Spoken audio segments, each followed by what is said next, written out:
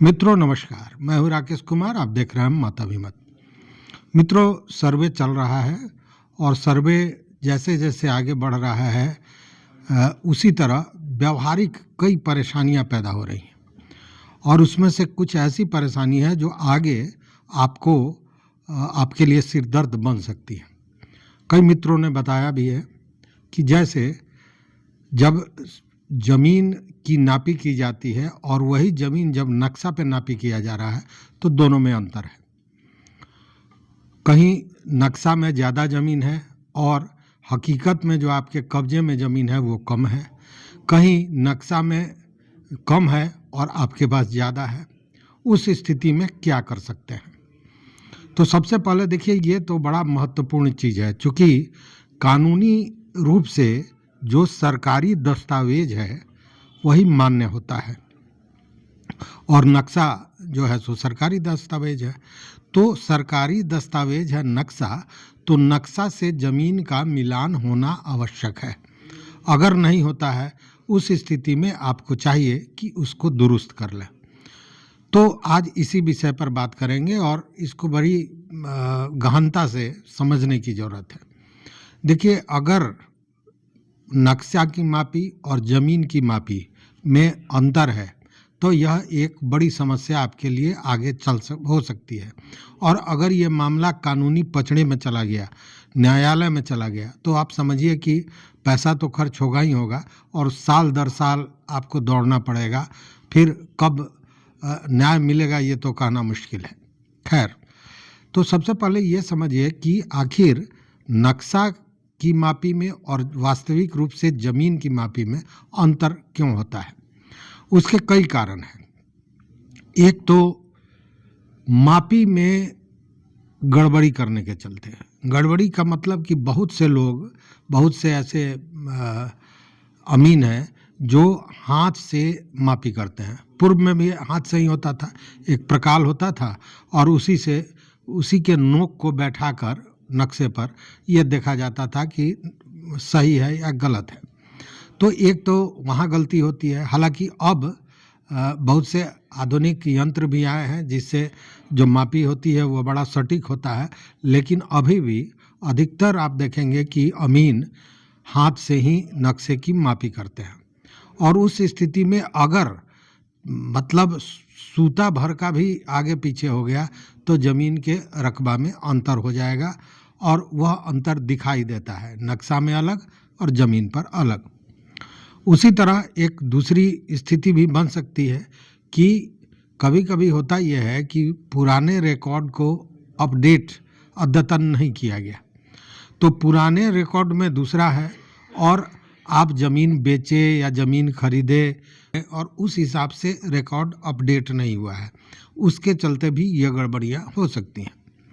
तीसरा भी एक पहलू आता है बार बार देखने में कि आपके अगल बगल के ज़मीन के जो मालिक हैं उन लोगों ने कोई अवैध कब्जा कर लिया है या आपने ही अवैध कब्जा कर लिया है। अपने देखिए, गांव में आप देखिएगा कि आड़ डरेड़ का झगड़ा हमेशा बना रहता है। क्या होता है कि साल में सब कोई जो बीच में मेड़ होता है उसको काटता है, चूँकि मेड़ चौड़ा हो जाता है तो उसको काट के पतला किया जाता है। उसी में कुछ लोग क्या करते हैं कि मेड़ को अपनी तरफ मिलाते मिलाते पता चलता है कि 5-7 साल में वो मेड़ जो है सो दूसरे के ज़मीन में 5 फीट 7 फीट घुस गया। उस स्थिति में उस आदमी का रकबा बढ़ जाएगा और जिसका काटा गया है उसका घट जाएगा। तो जब घट जाएगा या बढ़ जाएगा उस स्थिति में नक्शा से उस ज़मीन का मिलान नहीं होगा। तो यह भी एक बड़ी समस्या है। लेकिन अगर ये सारी समस्याएं, ये तो कारण हुआ, लेकिन मेरा यह कहना है कि अगर आपके ज़मीन के साथ भी इस तरह का हुआ है कि नक्शा और ज़मीन की मापी में अंतर है तो क्या करना चाहिए, बड़ा अहम है। देखिए, ये अहम सवाल इसलिए है कि मैंने पहले भी बताया कि अगर ये ऐसे मामले न्यायालय में चले जाते हैं तो समझिए कि वर्षों वर्ष लग सकता है, पैसे का खर्च जो है सो अलावे हैं। इसलिए इस स्थिति में अपने हिसाब से कुछ चीज़ें हैं उस पर ध्यान देना चाहिए ताकि इस प्रॉब्लम को सॉल्व किया जा सके। देखिए, सबसे पहले तो ये है कि आप अपने दस्तावेज़ों की पूरी तरह जांच कर लें। आप अपना केवाला देख लें कि केवाला में क्या-क्या अंकित है।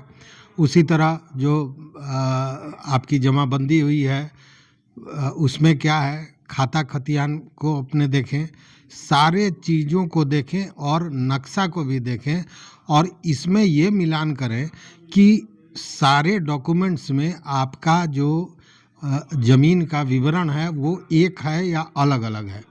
अगर एक है तब तो ठीक है, तब फिर उसका दूसरा व्यवस्था हो सकता है। लेकिन अगर अलग है मतलब कि कहीं न कहीं वो रिकॉर्ड में गलती आ गई है, तो उसको सुधारने की प्रक्रिया करनी होगी। और अगर आपको कुछ नहीं मिलता है तो आप सबसे पहले अपने राजस्व कर्मचारी से मिलें। राजस्व कर्मचारी से मिलकर यह पता करें कि रिकॉर्ड जो अद्यतन ये हुआ है या नहीं हुआ है। अगर अद्यतन हुआ है तो पिछले दिनों क्या इसमें बदलाव हुआ है, इसकी जानकारी लें। चूँकि अगर इन सारे चीज़ों में कोई बदलाव हुआ है और वो रिकॉर्ड में नहीं गया है, मतलब कि बदलाव हुआ लेकिन रिकॉर्ड अद्यतन नहीं हुआ, उस स्थिति में भी यह समस्या सामने आ सकती है। तो इसका जांच करना आवश्यक है। उसी तरह आप एक नक्शे की प्रति भी उपलब्ध कराएं और किसी एक समझदार जानकार अमीन को लें और उससे उसका सर्वे कराएं कि वह मापी सही ढंग से करके ज़मीन को चेक करे कि वो सही है या गलत है। और वह जो अमीन सर्वे करता है उसका एक सर्वे रिपोर्ट भी निश्चित रूप से आप अपने पास रख लें, क्योंकि यह भी आवश्यक है। दूसरी बात है कि देखिए, हमने R की बात कही है, तो अगर इस तरह का कोई प्रॉब्लम होता है तो आपको चाहिए कि आपके ज़मीन के दाएं बाएं आगे पीछे जो भी लोग हैं उन लोगों से भी आप वार्ता करें, जानकारी लें कि कहीं किसी ने इस R के चक्कर में अधिक ज़मीन तो कब्जा नहीं कर लिया है, या अगर आपका ज़मीन ज़्यादा हो रहा है तो आपके अगल बगल के लोग का कोई ज़मीन कम तो नहीं है। तो इन सारी चीज़ों को मिल बैठकर अगर बात करते हैं तो ऐसी स्थिति में हो सकता है कि आपको उसका समाधान मिल जाए। चूँकि कई बार ऐसा होता है कि ज़मीन का सीमांकन सही नहीं होने के कारण भी ये परेशानियां होती हैं। तो सीमांकन तय कौन करेगा?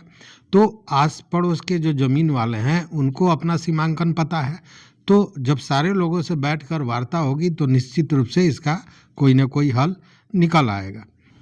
अब अगर इन सारे चीज़ों के अलावे आपको रिकॉर्ड में कोई गलती नज़र आती है तो तुरंत राजस्व विभाग को इस मामले में आपको लिखना चाहिए कि इसको दुरुस्त कर लिया जाए।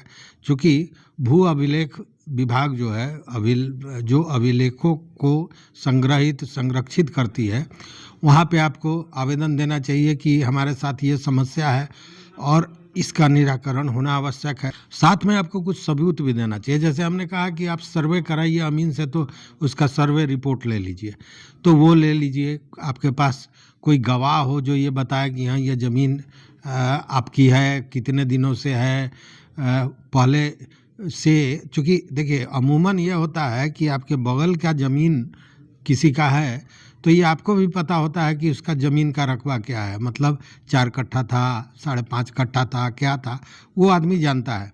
तो वो एक गवाह होगा कि हाँ, इनका ज़मीन इतना था और इसमें कम हो रहा है या ज़्यादा हो रहा है, जो भी हो रहा है, तो वो गवाह भी बड़ा आवश्यक होगा।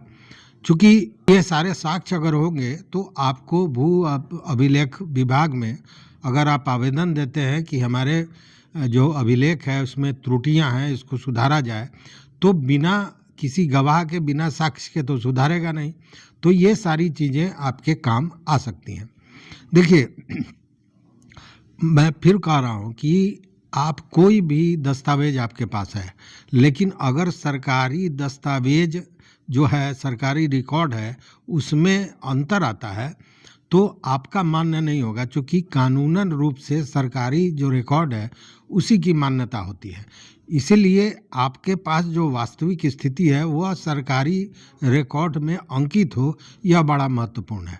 और इसको अंकित करने के लिए यही सब उपाय है। लेकिन कोशिश यह होनी चाहिए कि ये सारी व्यवस्था आप करें, अगल बगल से बात करें, अपने दस्तावेजों की जांच करें, अपने राजस्व पदाधिकारी या राजस्व कर्मचारी से मिलें, उससे रास्ता निकालें, अपने पड़ोसियों से वार्ता करें, उसमें अगर सीमांकन की गड़बड़ी है तो ये पता करें, भू अभिलेखागार में जाएं।